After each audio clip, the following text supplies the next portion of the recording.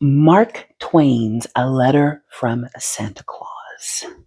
I found this on thoughtco.com from an article written by Esther Lombardi in January of 2020. This is a must read of classic Christmas literature, and she gives us a little bit of an opening before we get into the letter. In 1875, Mark Twain wrote a letter to his daughter Susie, who was 3 years old at the time, which he signed, Your Loving Santa Claus. We're going to read it in its entirety, but let's have a little bit of pretext. Twain was very close to his daughter, all the way up to her untimely death at the age of 24 in 1896. And that year, she had written her first letter to Santa Claus. Twain, being a writer, couldn't stand for his young daughter to feel like her work went unheard, so he decided to open the following letter. My dear Susie Clemens, from the Man in the Moon himself. The story has been widely shared since in anthologies as a cute reminder of the spirit of Christmas and the love of parents for their children, who year after year don bright red suits, leave out milk and cookies to keep the magic alive. A Letter from Santa Claus by Mark Twain. My dear Susie Clemens, I have received and read all the letters which you and your little sister have written me. I can read your and your baby sister's jagged and fantastic marks without any trouble at all. But I had troubles with those letters which you dictated through your mother and other nurses, for I am a foreigner and cannot read English well.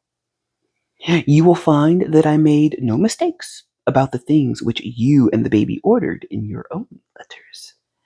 I went down your chimney at midnight when you were asleep and delivered them all myself, and kissed both of you too. But there were one or two small orders which I could not fill because we ran out of stock. There was a word or two in your mama's letter which I took to be a trunk full of doll's clothes. Is that it? I will call at your kitchen door about 9 o'clock this morning to inquire.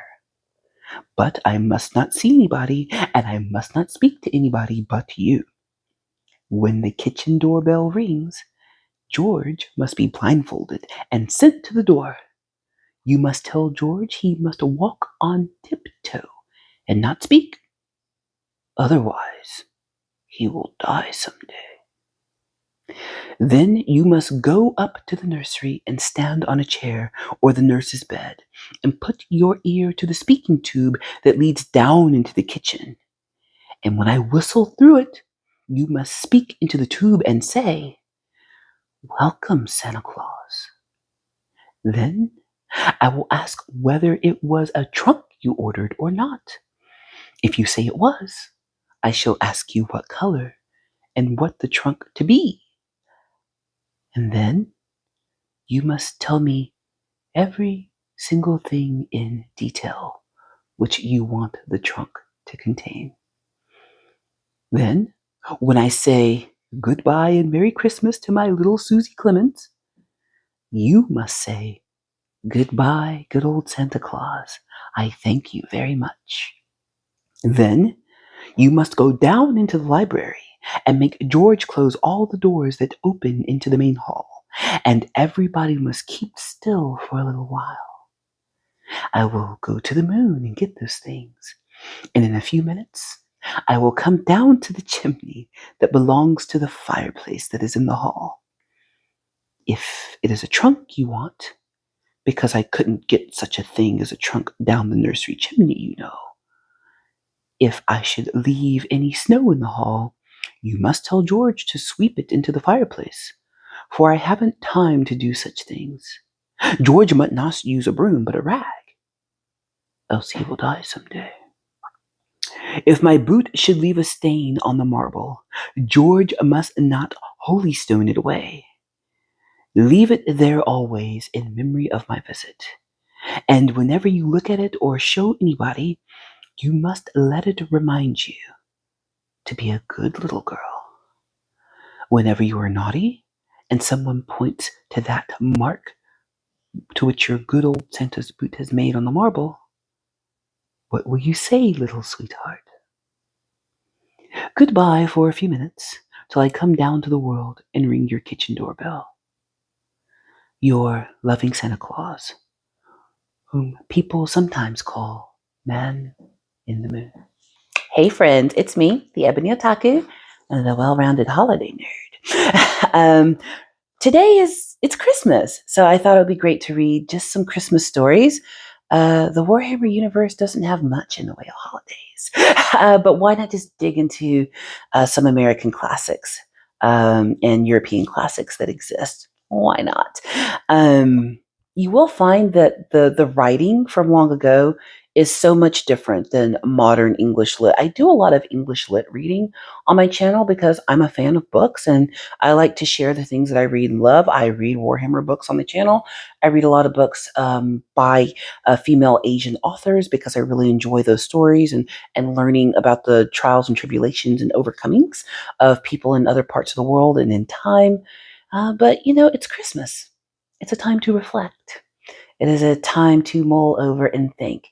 So, as we go through a few stories, not many, but a few, let's remember, as with our stories that come out of other places and times, not to judge, not to judge the authors. The way people socialized their kids was different once upon a time. The stories that were told had other kinds of meanings that perhaps we don't derive today, but they're all great reminders of why the holiday season is so cherished and so beautiful. All of us in our own way are trying to add a little light into the world. So I hope you enjoy these Christmas readings with me. And I hope that the holiday season is merry and bright for you and yours. The Elves and the Shoemaker by the Brothers Grimm. And there was once a shoemaker who worked very hard and was very honest, but still he could not earn enough to live upon. And at last, all he had in the world was gone, save just a leather enough to make one pair of shoes. Then he cut his leather out, all ready to make up the next day, meaning to rise early in the morning to his work. His conscience was clear and his heart light amidst all his troubles. So he went peaceably to bed, left all his cares to heaven, and soon fell asleep. In the morning, after he had said his prayers, he sat himself down to do his work, when to his great wonder, there stood the shoes already made upon the table. The good man knew not what to say or think at such an odd thing happening. He looked at the workmanship. There was not one false stitch in the whole job. All was so neat and true. It was quite a masterpiece. The same day, a customer came in, and the shoes suited him so well that he willingly paid a price higher than usual for them. And the poor shoemaker, with the money, bought leather enough to make 2 pairs of shoes.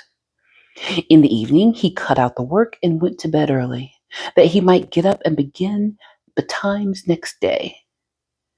But he was saved all the trouble, for when he got up in the morning, the work was already done to his hand. Soon in came buyers who paid him handsomely for his goods, so that he brought leather enough for 4 more pairs. He cut out the work again overnight and found it done in the morning as before. And so it went on for some time. What was got ready in the evening was already done by daybreak, and the good man soon became thriving and well off again. One evening, about Christmas time, As he and his wife were sitting over the fire chatting together, he said to her, "I should like to sit up and watch tonight, that we may see who it is that comes and does my work for me." The wife liked the thought, so they left a light burning and hid themselves in the corner of the room, behind a curtain that was hung up there, and watched what would happen. As soon as it was midnight, there came 2 little dwarfs, and they set themselves upon the shoemaker's bench, took up all the work that was cut out, and began to ply with their little fingers, stitching and rapping and tapping away at such a rate that the shoemaker was all wonder, and he could not take his eyes off them. And on they went till the job was quite done, and the shoes ready for use upon the table. This was long before daybreak, and then they bustled away as quick as lightning. The next day the wife said to the shoemaker, "The little wights have made us rich, and we ought to be thankful to them, and do a good turn if we can. I'm quite sorry to see them run about as they do, and indeed it is not very decent, for they have nothing upon their backs to keep off the cold. I tell you what, I will make each of them a shirt, and a coat, and a waistcoat, and a pair of pantaloons into the bargain. And do you make each of them a little pair of shoes." The thought pleased the good cobbler very much, and one evening, when all the things were ready, they laid them on the table instead of the work that they used to cut out. And then they went and hid themselves to watch what the little elves would do. About midnight, in they came, dancing and skipping, hopped around the room, and then went to sit down to their work as usual. But when they saw the clothes lying for them, they laughed and chuckled and seemed mightily delighted.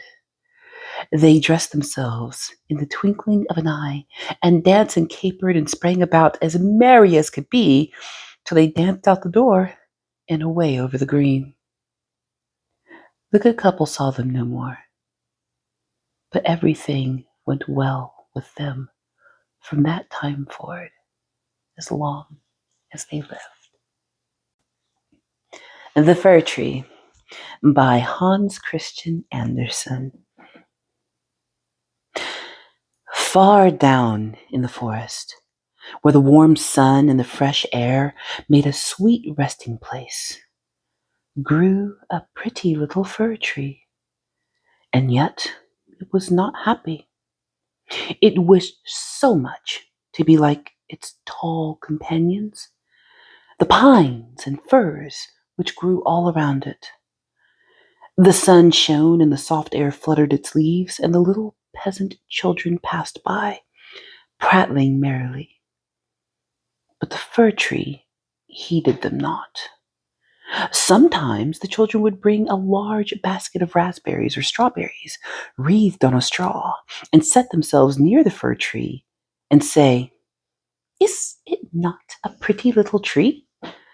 which made it feel more unhappy than before. And yet, all this while, the tree grew a notch or a joint taller every year. For by the number of joints in the stem, a fir tree, we can discover its age. Still, as it grew, it complained, "Oh, how I wish I were as tall as the other trees! Then I would spread out my branches on every side, and my top would overlook the wide world. I should have the birds building their nest on my boughs, and when the wind blew, I should bow with it stately in dignity like my tall companions." The tree was so discontented that it took no pleasure in the warm sunshine, the birds, or the rosy clouds that floated over it in the morning and evening. Sometimes, in winter, when the snow lay white and glittering on the ground, a hare would come springing along and jump right over the little tree. And then how mortified it would feel. 2 winters passed, And when the third arrived, the tree had grown so tall that the hare was obligated to run around it. Yet it remained unsatisfied and would exclaim, "Oh, if I could but keep on growing tall and old, there is nothing else worth caring for in the world." In the autumn, as usual, the woodcutters came and cut down several of the tallest trees, and the young fir tree, which was now grown to its full height, shuddered as the noble trees fell to the earth with a crash. After the branches were lopped off, the trunks looked slender and bare. They could scarcely be recognized. Then they were placed upon wagons and drawn by horses out of the forest. Where were they going? What would become of them? The young fir tree wished very much to know. So in the spring, when the swallows and storks came, it asked, "Do you know where those trees are taken? Did you meet them?" And the swallow said nothing, but the stork, after a little reflection, nodded his head and said, "Yes, I think I do. I met several new ships when I flew from Egypt, and they had fine masts that smelt like fur. I think these must have been the trees. I assure you they were stately, very stately." "Oh, how I wish I were tall enough to go on the sea," said the fir tree. "What is the sea, and what does it look like?" "It would take too much time to explain," said the stork, flying quickly away. "Rejoice in thy youth," said the sunbeam. "Rejoice in thy fresh growth, and the young life that is in thee."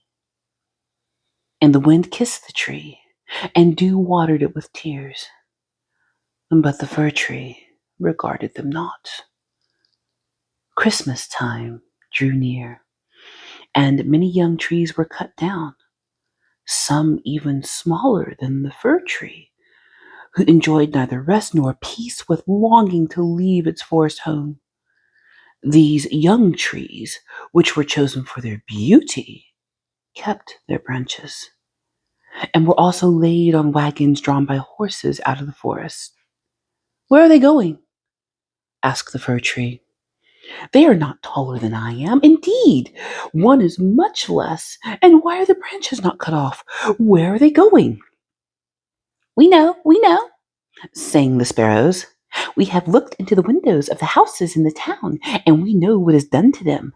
They are dressed up in a most splendid manner. We have seen them standing in the middle of a worn room and adorned with all sorts of beautiful things: honey cakes, gilded apples, playthings, and many hundreds of wax papers." "And then?" asked the fir tree, trembling in all its branches. "And then what happens?" "We did not see any more," said the sparrows. "But this was enough for us." "I wonder whether anything so brilliant will ever happen to me," thought the fir tree. "It would be much better than crossing the sea. I long for it almost with pain. Oh, when will Christmas be here? I am now as tall and well grown as those which were taken last year. Oh, that I were now laid on a wagon, or standing in a warm room, with all that brightness and splendor around me. Something better and more beautiful is to come after, or the trees would not be so decked out. Yes, what follows would be grander and more splendid. What can it be? I'm weary with longing. I scarcely know how I feel." "Rejoice with us," said air and the sunlight. "Enjoy thine own bright life in the fresh air." But the tree would not rejoice. Though it grew taller every day, winter and summer, its dark green foliage might be seen in the forest while passers would by. They would say, "What a beautiful tree!" A short time before Christmas, the discontented fir tree was the first to fall.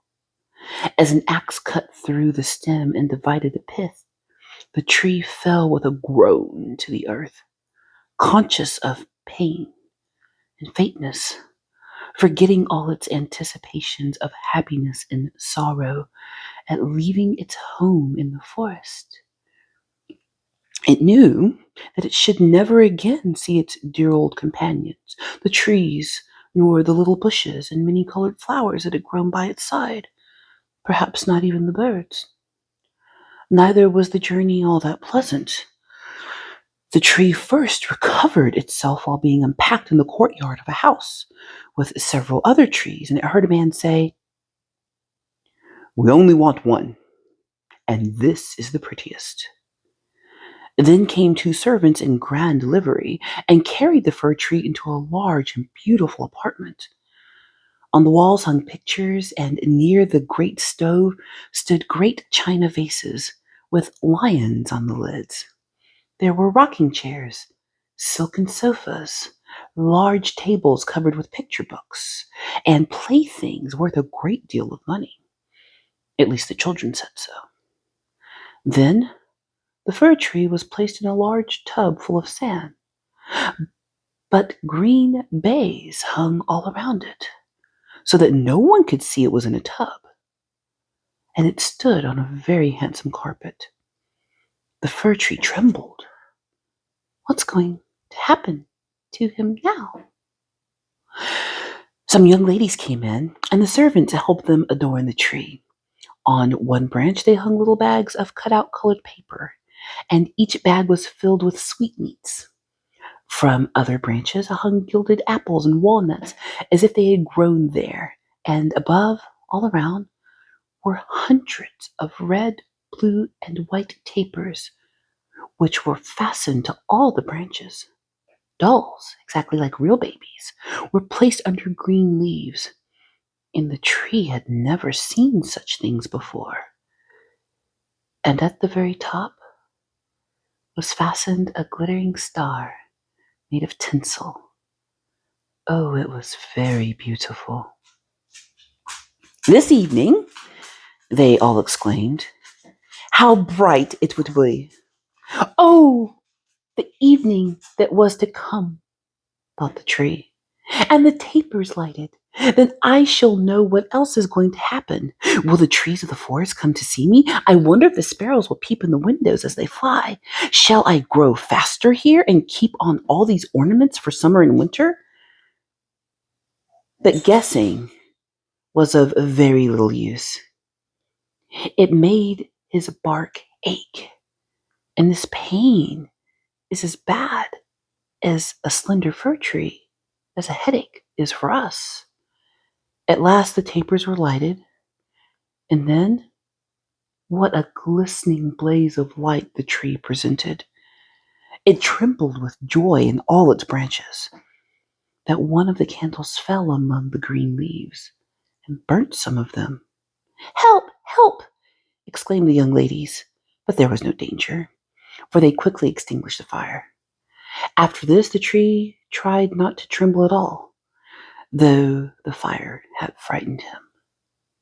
He was so anxious not to hurt any of the beautiful ornaments, even while their brilliancy dazzled him. And now the folding doors were thrown open, and a troop of children rushed in as if they had intended to upset the tree. They were followed silently by their elders.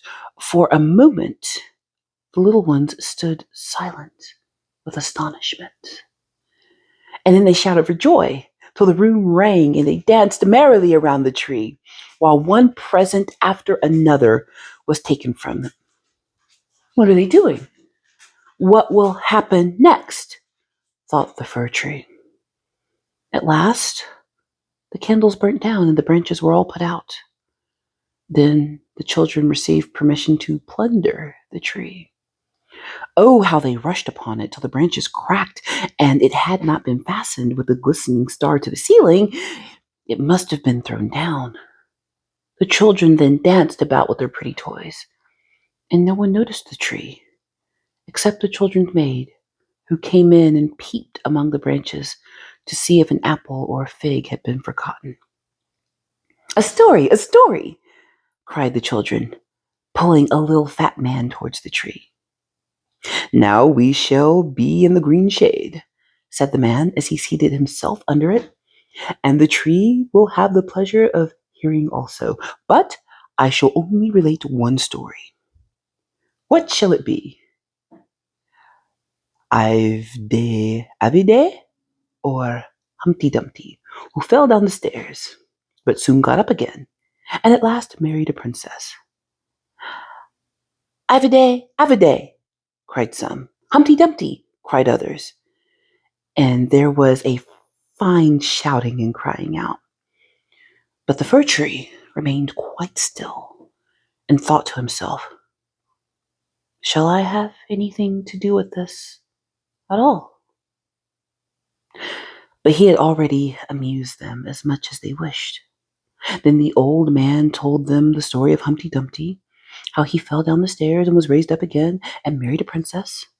And the children clapped their hands and cried, tell another, tell another, for they wanted to hear the story of Ivide Avide. But they only had Humpty Dumpty. After this, the fir tree became quite silent and thoughtful. Never had the birds in the forest told such tales as Humpty Dumpty, who fell down the stairs and yet married a princess. Ah, yes, so it happens in the world, thought the fir tree. He believed it all because it was related by such a nice man. Ah, well, he thought, who knows? Perhaps I may fall down too and marry a princess. And he looked forward to joyfully the next evening, expecting again to be decked out with lights and playthings, gold fruit. Tomorrow I will not tremble, he thought. I will enjoy all my splendor, and I shall hear the story of Humpty Dumpty again. Perhaps Ivide, Avide. And the tree remained quiet and thoughtful all night. In the morning, the servants and the housemaid came in. Now, thought the fir tree, all my splendor is to begin again. But they dragged him out of the room and upstairs to the garret and threw him on the floor in the dark corner where no daylight shone.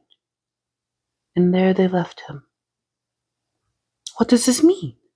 Thought the tree. What am I to do here? I can hear nothing in a place like this. And he had time enough to think. For days and nights passed and no one came near him. And when at last somebody did, it was only to put away large boxes in the corner. So the tree was completely hidden from sight, as if it had never existed. It is winter now, thought the tree. The ground is hard and covered with snow, so people cannot plant me. I shall be sheltered here, I dare say, until spring comes. How thoughtful and kind everybody is to me. Still, I wish the place were not so dark, as well as lonely, with not even a little dark hair to look at me. How pleasant it was out in the forest, while the snow lay on the ground, when the hare would run by me, yes, and jump over me too, although I did not like it then. Oh, it's terribly lonely here. Squeak, squeak, said the little mouse, creeping cautiously toward the tree. Then came another, and they both sniffed at the fir tree and crept between its branches. Oh, it's very cold, said the mouse, or else we should be so comfortable here, shouldn't we, you old fir tree? I am not old, said the fir tree. There are many who are older than I am. Where do you come from, and what do you know? Asked the mice, who were full of curiosity. Have you seen the most beautiful places in the world? And can you tell us about them? And have you been in the storeroom where the cheese lies on the shelf and the hams hang from the ceiling? One can run about on tallow candles there and go in and out as a thin and come out fat. I know nothing of that place, said the fir tree. "But I know the wood where the sun shines and the birds sing." And then the tree told the little mice all about its youth. They had never heard such an account in their lives. And after they listened attentively, "What a number of things you have seen. You must be very happy." "Happy!" exclaimed the fir tree as he reflected upon what he had been telling them. He said, "Ah, yes, those were happy days."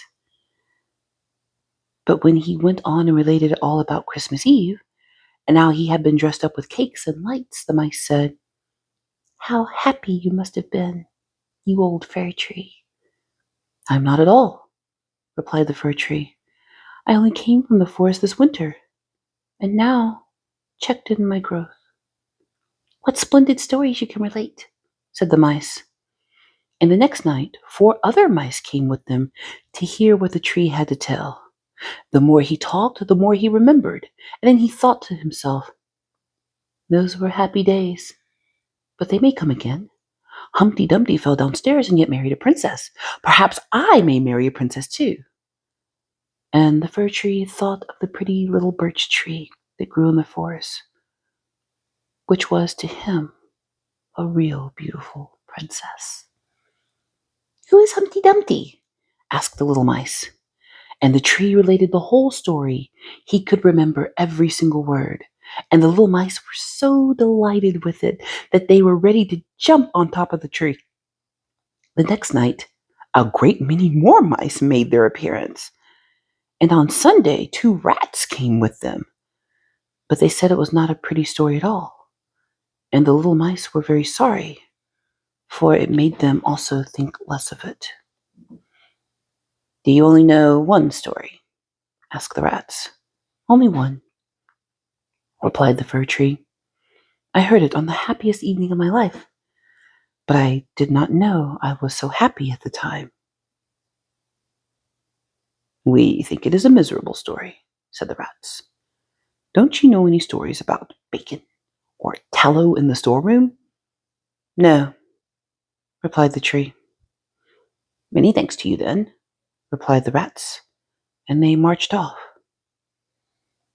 The mice also kept away after this, and the tree sighed and said, "It was very pleasant when the merry little mice sat around me and listened while I talked. Now this shall pass too. However, I shall consider myself happy when someone comes to take me out of this place." Would this ever happen? Yes, one morning people came to clear out the garret. The boxes were packed away and the tree was pulled out of the corner and thrown roughly on the garret floor. Then the servant dragged it out upon the staircase where daylight shone. "Now life is beginning again," said the tree, rejoicing in the sunshine and the fresh air. Then it was carried downstairs and taken into the courtyard so quickly that it forgot to think to itself and could barely look about. There was so much to be seen. The court was close to a garden where everything looked blooming. Fresh and fragrant roses hung all over the palings. The linden trees were in blossom, while the swallows flew here and there crying, "Twit, twit, twit, my mate is coming." But it was not the fir tree they met. "Now I shall live," cried the tree, joyfully spreading out its branches. But alas, they were all withered and yellow, and it lay in a corner amongst the weeds and nettles. The star of gold paper still stuck at the top of the tree and glittered in the sunshine. In the same courtyard, 2 of the merry children were playing who had danced around the tree at Christmas and had been so happy. The youngest saw the gilded star and ran up and pulled it off the tree. "Look what is sticking out of this ugly old fir tree," said the child, treading on the branches till they cracked under his boots. Then the tree saw all the fresh, bright flowers in the garden, and then looked at itself and wished it had remained in the dark corner of the garret. It thought of its fresh youth in the forest, of Merry Christmas evening, and of the little mice who had listened to the story of Humpty Dumpty. Past, past, said the old tree. Oh, had I but enjoyed myself while I could have done so. But now it is too late.